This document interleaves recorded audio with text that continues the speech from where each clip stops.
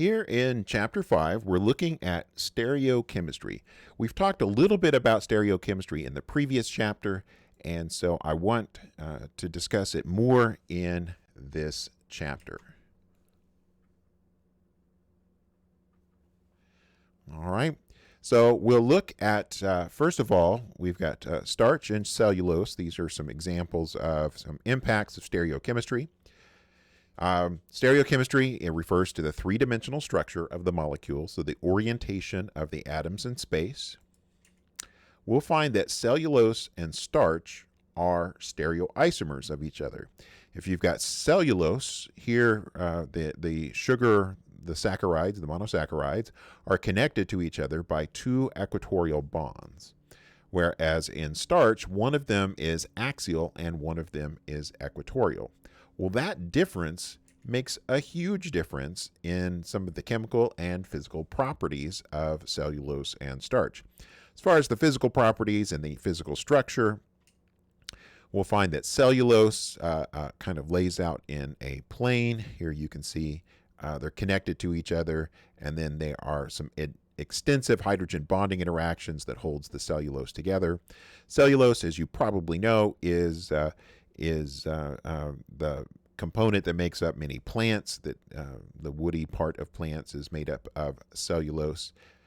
Starch, on the other hand, you'll see that in its big macromolecular structure, it has a helical structure to it, and that is something that's completely different. Also, if you eat cellulose, your body is not going to be capable of breaking those two equatorial bonds.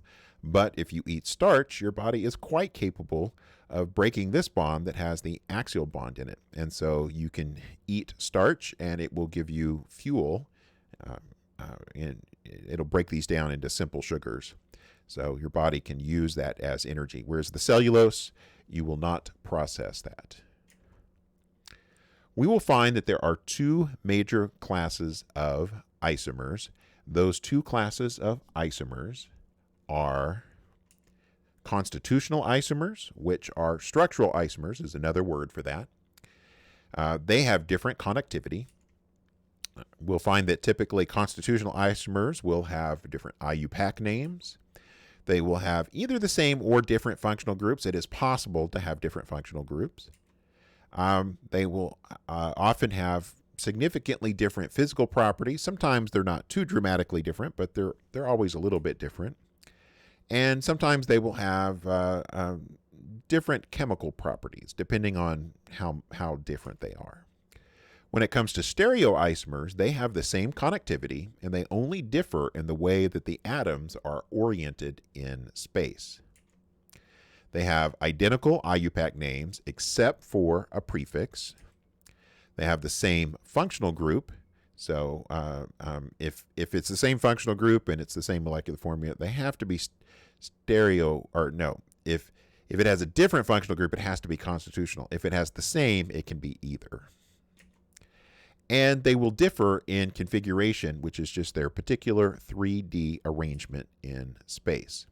So let's look at these two examples of constitutional isomers on the left and stereoisomers on the right. The constitutional isomers, this one's 2-methylpentane and 3-methylpentane. These are different molecules. You'll see that the carbons are connected in a different way. Here the methyl is connected to the second carbon in the 5-carbon chain, and here the methyl is connected to the third carbon in the 5-carbon chain. So they're constitutional isomers. Now they're both methylpentane, but one's 2-methylpentane and one is 3-methylpentane. Over here, both of these are 1,2-dimethyl cyclopentane, but one is the cis isomer and one is the trans isomer. We talked about cis-trans isomers a little bit in the previous chapter, and these are stereoisomers. They are the same connectivity, but they are oriented in space differently. So we want to go look at 5.35 on the in-class assignment. All right, so here is 5.35 on our in-class assignment. Label each pair of compounds as constitutional isomers, stereoisomers, or not isomers. So if they're constitutional isomers, they will have the same molecular formula, but different connectivity. If they are stereoisomers, it'll be the same connectivity, but a different orientation in space. And then if they are not isomers, they will have a different molecular formula. So here, let's count and make sure that they have the same molecular formula. Clearly, these have a different connectivity, so it's these are either constitutional isomers or not isomers. Stereoisomers, if there's a ring in one, there's a ring in the other. So we'll count. We have 1, 2, 3, 4 carbons. 1, 2, 3, 4 carbons. So C4. 1, 2, 3, 4, 5, 6, 7, 8. And then 1, 2, 3, 4, 5, 6, 7, 8. So C4H8. And then 1 oxygen, 1 oxygen. So these have the same molecular formula, but different connectivity. So these are constitutional isomers.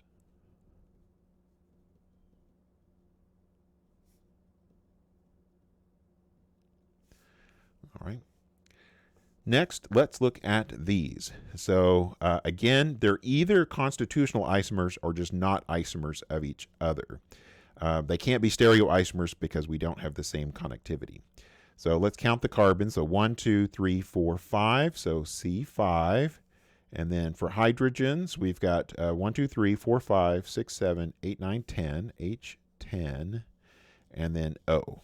Over here, we've got the C5. So 1, 2, 3, 4, 5. So C5. And then 1, 2, 3, 4, 5, 6, 7, 8. So H8. And then 1 oxygen. Since they have a different number of atoms, these are going to be not isomers. All right, so these are not isomers of each other. Next, let's look at this one. So here we've got 1,2-dimethyl cyclohexane. They are trans to each other. On this one, it is also let's see, 1, 2, so there's 2 methyls, and it is a cyclohexane ring, but you'll notice on this one, they are cis to each other. This one's up, that one's up, so those are cis to each other. So this one's trans, this one's cis. These are stereoisomers. All right, so those are stereoisomers of each other. And then finally, we'll look at this one. We've got different connectivity, so they can't be stereoisomers, so they're either constitutional isomers or not isomers. If we look, this got 5, 6, 7 carbons, so C7, and then 1, 2, 3, 4, 5, 6, 7, 8, plus 6 more, that's 14, and that's it. So C7H14. On this one, we've got 5 in the ring, 6, 7, so C7. And then 1, 2, 3, 4, 5, 6, 7, 8, and then 6 more, so that is also 14. So these are constitutional isomers.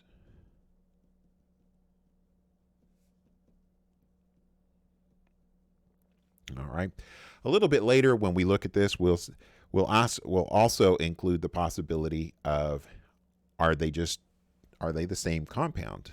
But on this one, we are just looking at are they constitutional stereoisomers or simply not isomers? So let's go back to our presentation. And we'll look at the next section, which is about chiral and achiral molecules. So chiral and achiral.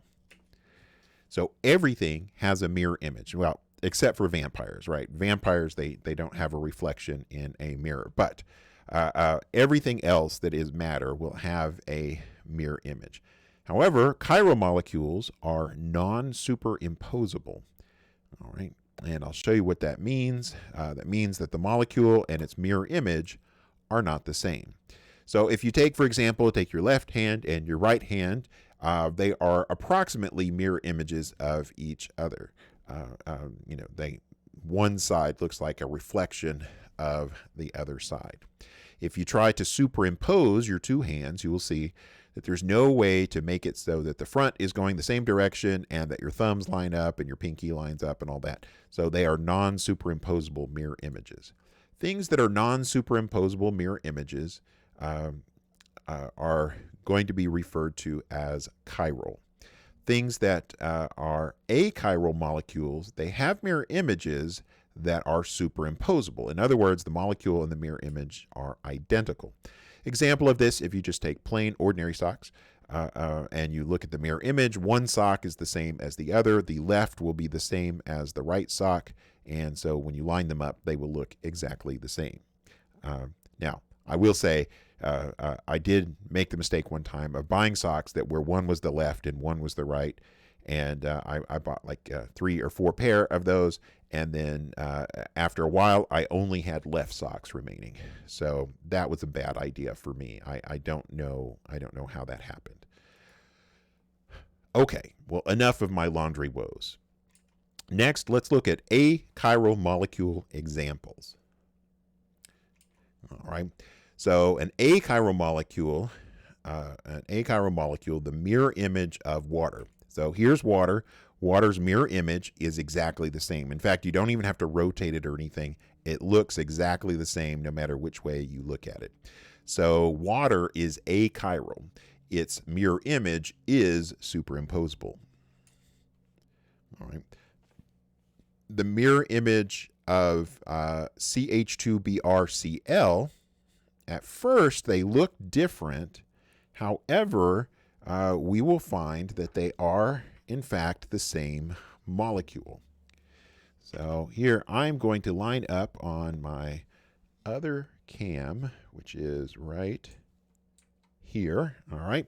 So here I've got 2 molecules that it's the same molecules that we have represented there. So here we've got a plane that is directly in between these 2 things. This side is a perfect reflection of that side. So these are reflections of each other.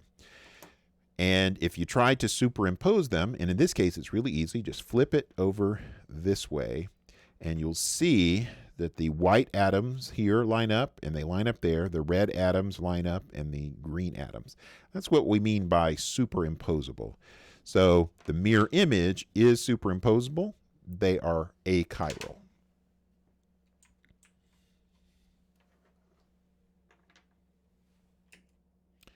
So now for a chiral molecule example, molecules A and B. So molecules A and B, and I'm trying to line these up on my desk here. There we go. Get that one out of the way. All right, so here I've got the same thing that I have represented up on the screen.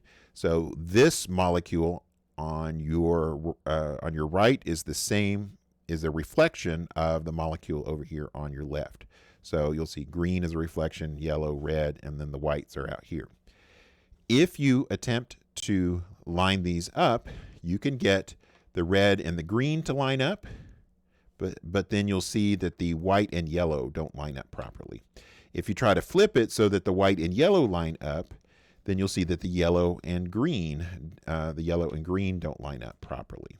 So you can get 2 of them to line up, but you can't get 4 of them to line up. And that tells you that we have a chiral molecule. So no matter how you attempt to rotate it, there will be no way that you can get all of the atoms to align.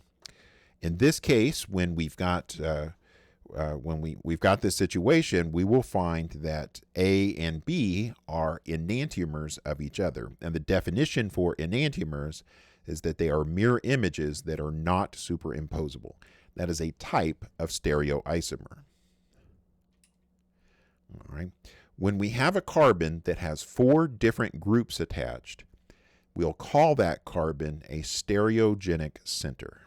So when we have a carbon that's got 4 different groups attached, as we have here, we've got hydrogen, the yellow atom, the red atom, and the green atom. That's 4 different things attached to one carbon. So that is a stereogenic center.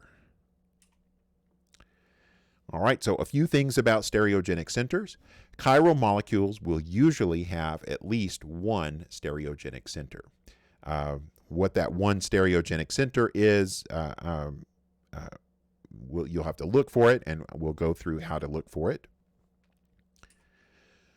All right, now I do have this thing. There is an exception in Chapter 17, Section 5. If you go to that section of the textbook, you will see an example of chiral molecules that have no stereogenic centers. It's kind of unusual, and we'll talk about that later. Molecules with exactly one stereogenic center will always be chiral. Molecules with two or more stereogenic centers may or may not be chiral, and we will discuss that in Section 8 of this chapter. IUPAC recommends, for what we're calling a stereogenic center, they recommend the term chirality center. But that has never really caught on with the organic chemist of the world. The IUPAC chemists, sometimes they'll do things that the rest of us just don't really follow along. In this text and this course, we're going to use the term stereogenic center for a carbon, a tetrahedral carbon that has 4 different things attached to it. Okay, so we now want to go to our in-class assignment, number 36 and 37.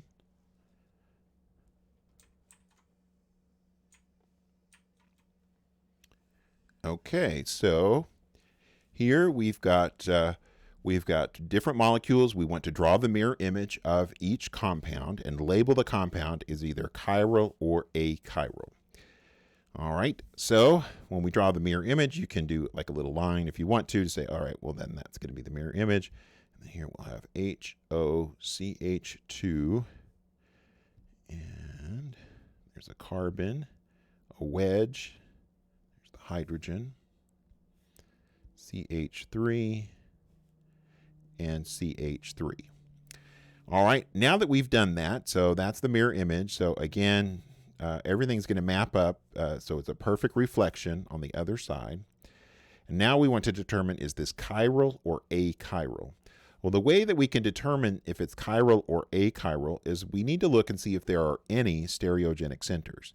If there's one stereogenic center, then it's chiral. If there are no stereogenic centers, it is going to be achiral, except for those things we see in Chapter 17.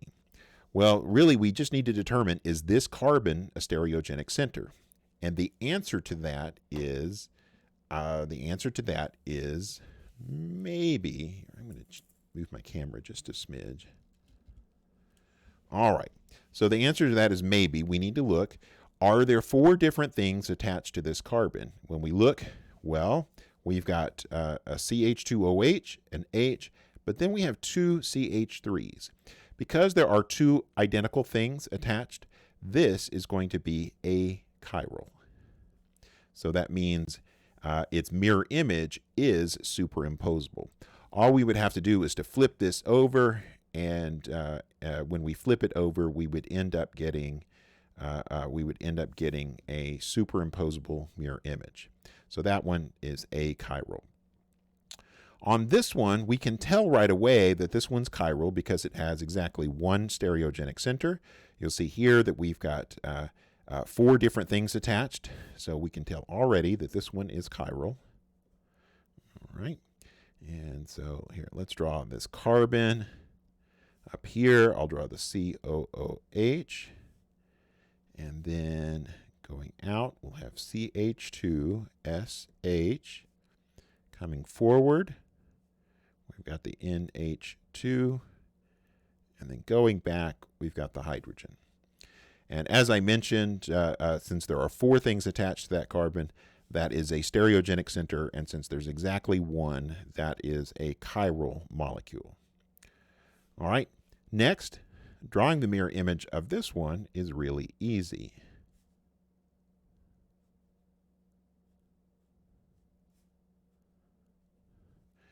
All right, so there we go. There is our mirror image. Now, when we look, we will see that there are no stereogenic centers here. Stereogenic centers need to be sp3 hybridized. We'll see that this carbon, and this carbon are sp2 hybridized, so those can't be stereogenic centers. The CH3 has 3 hydrogens on it. If it has anything that's identical, it's not a stereogenic center. And then these two carbons have 2 hydrogens each. So we will find that they are not stereogenic centers either. So we'll fix that. So we'll find that this molecule is achiral. All right, this one, it looks a little strange, but let's look here. Okay, so let's draw the mirror image of this. Start by drawing that cyclohexane. And then here we've got our CH3. There's our methyl. Down there, there's a hydrogen. On this side, we've got another methyl, and it's a wedge. And then our bromine is going away from us.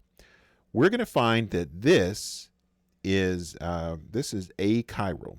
There are no stereogenic centers in this. If you look at this carbon has methyl and then Br. If you look at the next carbon, it's CH2, CH2. If they're identical, then you need to go to the next thing, CH2, CH2. And then when we get around to the other side of the ring, that tells us that there are no stereogenic centers. With no stereogenic centers, this is going to be achiral. Now, as far as is its mirror image superimposable? Yes. If you were to take this molecule and simply rotate it around, so take it and rotate it around like that, it would match up perfectly with this one. All right, let's look at 3-os now. So OH, and then we've got 1, 2, 3 carbons in that chain. So 1, 2, 3, and then we'll put CHO. And then here we're going to put OH, and there we'll put OH. Okay, so now what we need to do is to look and see if this is chiral or achiral. We do have 2 stereogenic centers, and when there are 2 stereogenic centers, that at least gives us the possibility of being achiral, but we will find that this one is chiral, and I can explain that a little bit better when we look at our rules for stereogenic centers a little bit later. So you'll just have to trust me for right now. It is chiral. All right, let's look at number 37 on our in-class assignment. All right, determine if each compound is identical to or an enantiomer of A. So the way to do this is to do some transformations on these structures. And so what we're going to find is that either these are the same thing or they are the enantiomer. You'll notice that all 4 of these have the same 4 groups on them. There's a methyl, a hydrogen, an OH, and a CHO. CHO is the aldehyde functional group. So all of them have exactly those 4 things. So that means that all of these are either the same thing as A or they are the enantiomer of A. In order to determine this, the best thing to do is to either rotate it about one of the 4 bonds, and you'll move the other 3 things, or you can do a flip. And on this one, and you want to do it so that you get at least 2 things lined up. If you get 2 things lined up and the other 2 are different, it's the enantiomer. If you get 2 things lined up and the other 2 things also line up, then it is the identical molecule. So we're going to rotate about this carbon CHO bond. So we're going to rotate about that bond. And when we do that, and I'm going to pick one of these, and it doesn't really matter, but it doesn't really matter which one we pick here. So I'll do it like, well, again, it doesn't really matter. So imagine here the CH3 and the OH are in the plane of the page. And then here we've got we'll make it like this. So here we've got the CH3 and the OH that are in the plane of the page. And then here we've got CHO out front is our yellow one, and our white one is the hydrogen that is in the back. Well, we're going to rotate around this carbon yellow atom bond. And when we do that, I'm going to rotate the CH3, the red one, so that it's over here. So we're going to rotate it like that. And when we rotate it like that, all right, when we rotate it like that, we'll find that what was in the back ended up here, what was up here ended up in the front, or ended up over on the side, and what was on the side ended up over here. These two atoms stayed in the same place. So the way that we would draw that, again, I'm just going to draw it right here. So got a wedge that's coming forward. That wedge that's coming forward, that's the one we decided to keep in place. So CHO, and then we've got a dashed line that is going back. Since we rotated it, what was here, let's see, what was here, the CH3 ended up over here. And then what was here, which was the hydrogen, ended up on the top. And that what was at the at this side ended up in the back, so that OH.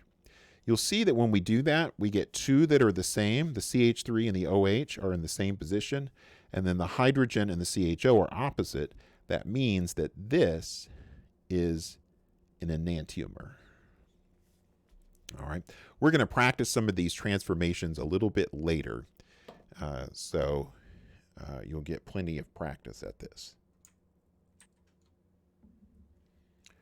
All right, now we just want to try this one. So we want to see if we can get at least two of the things lined up.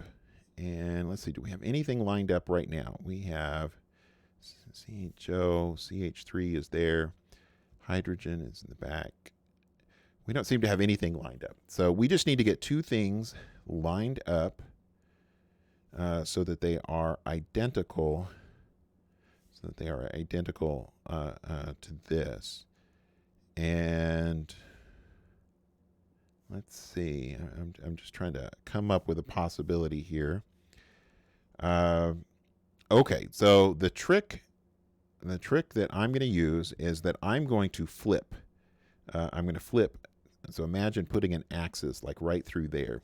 So this will change places with this, and the back one will change places with the front one.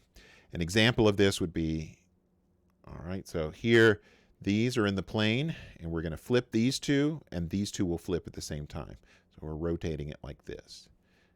All right, so here again, so these three atoms are all on the plane. The white one's going back, the green one's coming forward. When we flip, the red and the yellows change places, and the white and the green change places. So when we do that, we're going to end up with CHO,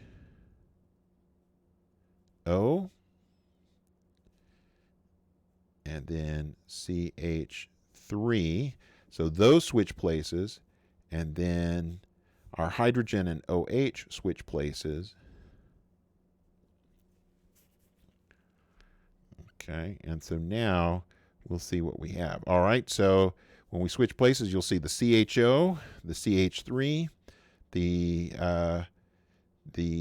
hydrogen, and the OH. So this is identical. So that one is identical. Okay, so now what we want to do is we want to look at this one. We want to look at this one.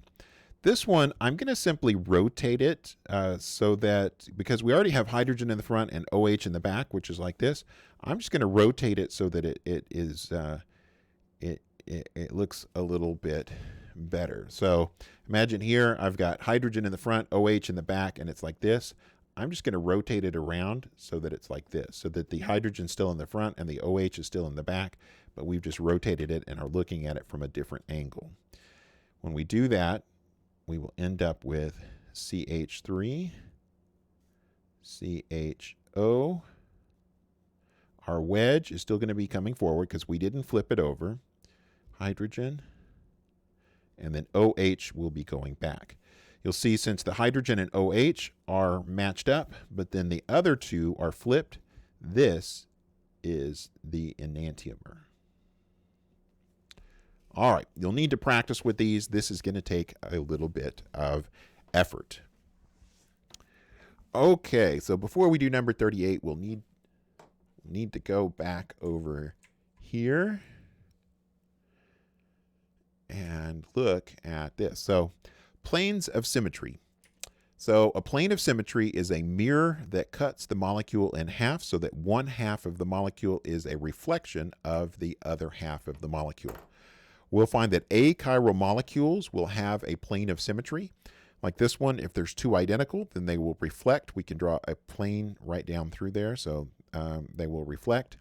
If there are four different things, it is impossible to have a plane of symmetry go through a stereogenic center that has four different things. So that one's going to be chiral. We'll find that achiral molecules usually have a plane of symmetry. Sometimes you'll have to rearrange or rotate about some bonds to do that. It's not a big deal, but sometimes you'll need to do that. Chiral molecules do not have a plane of symmetry. The end. All right, so chiral molecules do not have a plane of symmetry. Okay, for this next thing,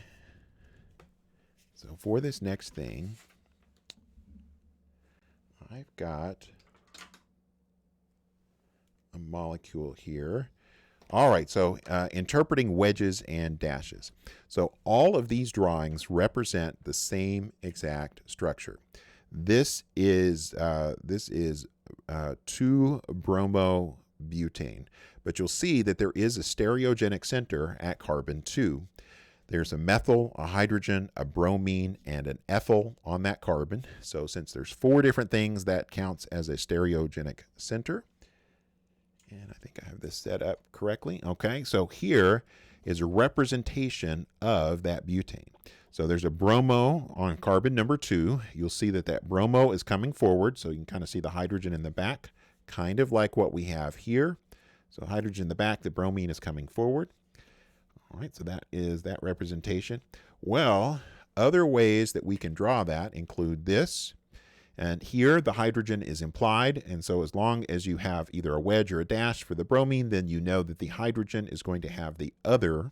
So since this is a wedge, there is an implied hydrogen that is in the back. It's hidden, right? So you can't see it because it's in the back, but it is hidden. It is there though. For this one, it's kind of like the first one that we have here. We've just simply tilted it a little bit, and we've drawn the skeletal structure for this part. Hydrogen's in the back, the bromine is in the front. And then here, it's kind of like we're looking at it from this side. So here, our bromine is in the front, and our hydrogen is in the back. So those are identical molecules.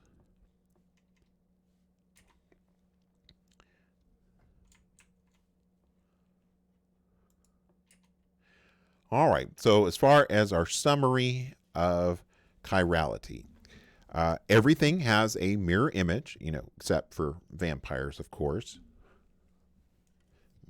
Okay. Signs that a molecule is chiral.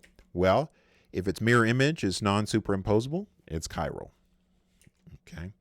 If it has no plane of symmetry, then we will find that it is probably chiral. It always has at least one stereogenic center, except for the weird examples that we'll see in Chapter 17. Again, you go to Chapter 17, Section 5, and you'll read about that. There's some biphenyl molecules. They're kind of interesting, but we'll save that for second semester. Signs that a molecule is achiral. Well, its mirror image is superimposable. Okay. It has a plane of symmetry, and it does not have exactly one stereogenic center. Now, exactly one stereogenic center, it's going to be chiral. If there's two or more, things get kind of interesting. All right, and a chiral molecule is not the same thing as a stereogenic center. As I mentioned, it's possible to have a stereogenic center, have actually two stereogenic centers, and that be an achiral molecule. And we'll see some examples of that in section 8 of this chapter. All right, let's go to number 38 on our in-class. So on number 38, indicate a plane of symmetry for each molecule that contains one. All right, so a plane for each molecule that contains one. If there is not a plane of symmetry, then if there's not a plane of symmetry, then we obviously won't indicate that. But we want to determine which of these has a plane of symmetry. So on this one, there's no way that we can draw this, that we can draw a plane of symmetry with the way that it is drawn here. There's no way we could do that and have a and draw that plane of symmetry. But if we rotate about this carbon-carbon bond, so if we rotate about that carbon-carbon bond, I'm going to rotate the left side so that the chlorine, this is going to come down. We're going to put it into an eclipsed conformation. Right now it's staggered, but we're going to put it into an eclipsed conformation. So we'll put the CH2, CH3 down. That means this hydrogen is going to rotate to the back, and the chlorine is going to rotate to the front. When we do that, we'll get CH3, CH2, carbon, carbon, CH2, CH3. We have the chlorine that is coming forward, our hydrogen that is going back. Here we've got, remember when we rotate about that, the chlorine is going to be coming forward and the hydrogen is going back. If you're having trouble doing this kind of thing, I'm going to recommend that you go check in the syllabus. There's a company that's called Darling Molecular Models, and just search for it go to the internet and search for it, and they have a cheap kit that you can purchase, and they are the molecules that look like these. And I showed you these in the previous one. And here in a bit, I can show you at the end, after I do this problem, I'll show you where you can find that on the internet. All right. Oh, and by the way, does this one have a plane of symmetry? Well, yes. So this is a chlorine, not a CH. That's a chlorine. So we'll see that there is a plane of symmetry that goes right down the middle. So this is a reflection of this. The two chlorines reflect and the hydrogen reflects. So, all right, next, let's look at this one.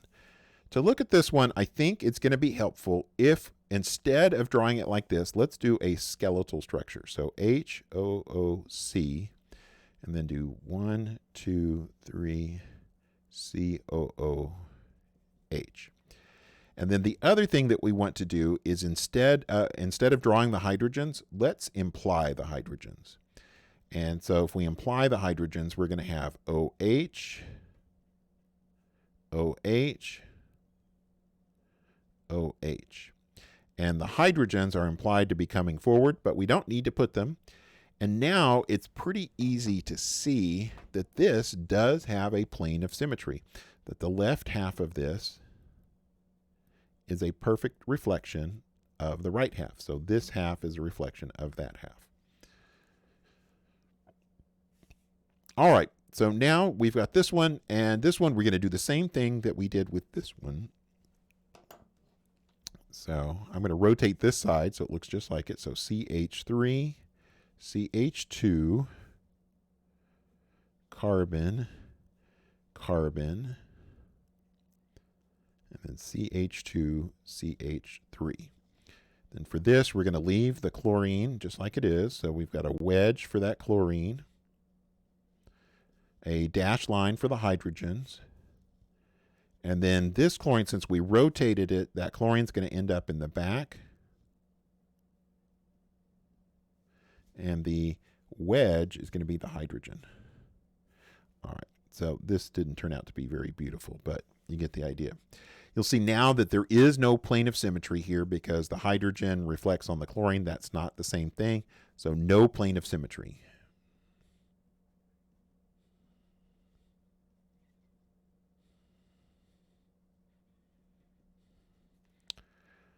All right, so next, on this one, it's pretty easy. There are no stereogenic centers, and if we just draw a line this way,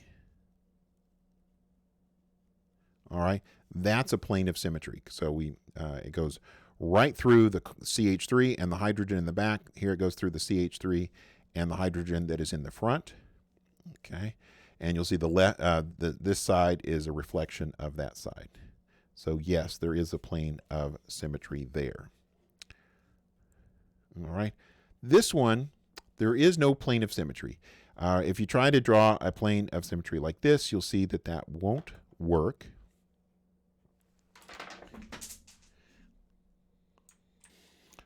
On this one, I've actually built a model. I'm going to zoom out a little bit. So I've built a model. So here we've got the cyclopentane, and here we've got a methyl that's coming forward and a methyl that is going back. And then if we look, there's really just no way to do a plane of symmetry so that one half reflects another half. And that's simply because we do have two stereogenic centers. This carbon and this carbon are stereogenic centers. And so there is no plane of symmetry.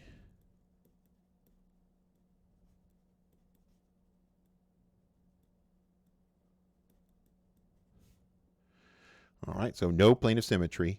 This is a chiral molecule. So if there is a plane of symmetry, it's achiral. The problem didn't ask us to label that, but it's worthwhile to do that. Here, this one has a plane of symmetry, so this one is achiral. This one has no plane of symmetry. It is chiral.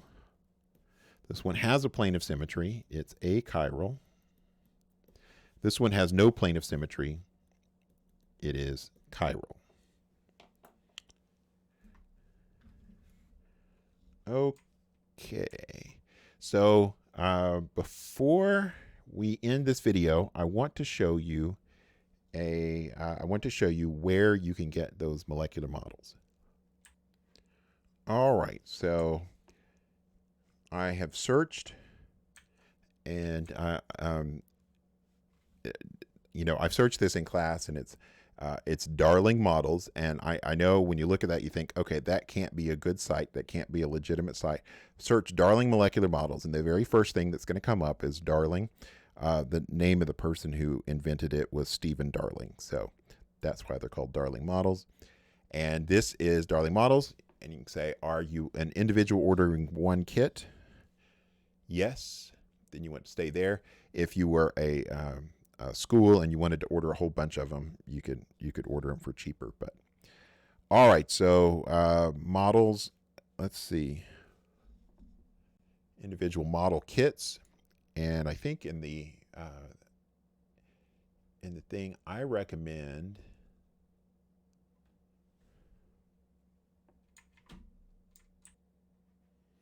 all right, I just looked in the syllabus, and the one I recommend is kit number 3.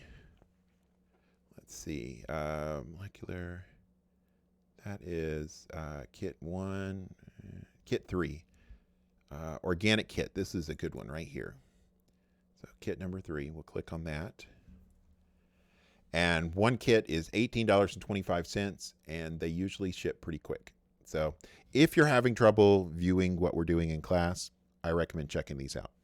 So, okay, well, that is, let's see, make sure I haven't missed anything. Okay, yeah, so our next section is going to be Chapter 5, Section 4.